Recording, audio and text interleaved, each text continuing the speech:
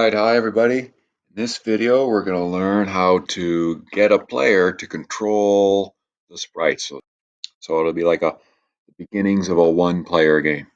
So remember, we start the game by pressing the green flag to go. So we need in the event blocks, we need the when the green flag is clicked.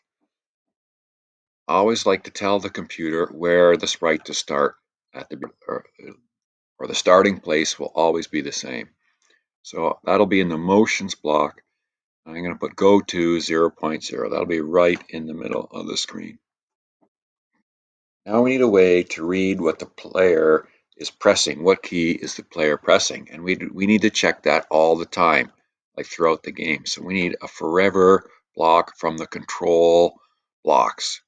We need a forever block. So we always want to check if a player is pressing a key to change the direction of the sprite inside this forever block. Okay? And I'm going to use if-then statements. So I'm going to check if the up arrow is pressed, then we're going to move the cat up. I'm going to use another if-then to check if I'm pressing the down arrow, then we're moving the cat down. I'm going to check another if-then block. If I'm using the left arrow key, then the cat is moving left. And then the last one, if I'm pressing the right arrow key, then the cat will move to the right. So I'm checking 4 directions inside this forever loop. Okay. Now, to see if the player is pressing a key, we're going to go inside the sensing blocks. And all these blocks will sense what is happening to the sprite. So I want key space pressed. So right now it says if the space bar is pressed, but I don't want to check if the space bar is pressed. I want to check if the arrow keys are pressed. So I can hit this little arrow beside it, and we get a drop down menu, and I'm going to check up arrow. So if my up arrow is pressed, and then I'm just going to get another one. I'm going to change it to down arrow. So I'm going to check if my down arrow is pressed. I'm going to get another one. If my right arrow is pressed, and then I'm going to get another one if my left arrow is pressed. So I'm checking if all 4 arrow keys are pressed.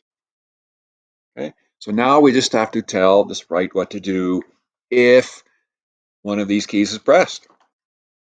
Okay, so let's start with this one here. So the up arrow. So the up arrow means the Y position is increasing. So as the sprite moves up, the Y value is going up. So we have to change the Y in a positive way. We're adding more to Y. So how do we do that? So remember, all motion is in the motion blocks. So we're going to change Y down here. We're going to change the Y position by 10. Okay. Oh, let's just test to see if that happens. So here we go. So it should go to the center of the screen, and it will always be checking if the up arrow is pressed, and then it will change it by 10. So let's see. There we go. We go right up to the top of the screen and no more. So it's working. That's why I like to put the go to X and Y position at the beginning of a game, because right now he's stuck there.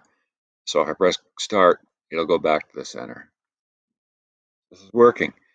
So now I just have to do the down arrow. So if the down arrow is pressed, the Y value is getting smaller. So I want to subtract 10 from the Y value, or change Y by minus 10.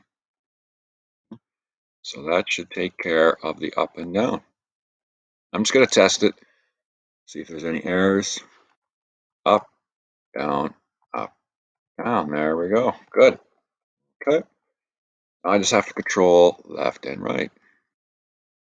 So for left and right, we're not changing the Y value. Y value only controls up and down. X values on the Cartesian plane control left and right. They tell where you are on this grid, how far left you are or how far right you are from the origin, or 0. So let's do that. So let's change the x value. And here's the command here. So if I'm going right, the x value is going up by 10. And then if I'm going to the left, right here, I'm going to change x by minus 10 to go left. So x is getting smaller as we go to the left. So I'm just going to put these inside the loop. Make sure, just going to make this smaller. Make sure they're all inside the loop, inside of this forever loop. Sometimes it's easy to put one if inside this other if like that. It shouldn't be like that. Each if should be stacked on top of each other. What happens is if you put an if inside an if, then it's checking things only if this happens. But I want each thing to be checked independently or by itself, right? I don't want to check if the left arrow is pressed when the right arrow is pressed. I want to check just if the left arrow is pressed. And just to show you here, under motion, we're going to show the x position and y position. So I'm going to start the game. So he goes to x is 0 and y is 0. So when I press the left arrow button, x is going down or decreasing. And when I'm going to the right, the x value is going up. And same if I'm pressing y. When I'm pressing y up, y value is increasing or getting bigger. And when I'm going down, the y value is getting smaller. So this is exactly the same as the Cartesian plane. And I can go diagonally by pressing 2 arrow keys at a time, and the computer will adjust the position of the sprite.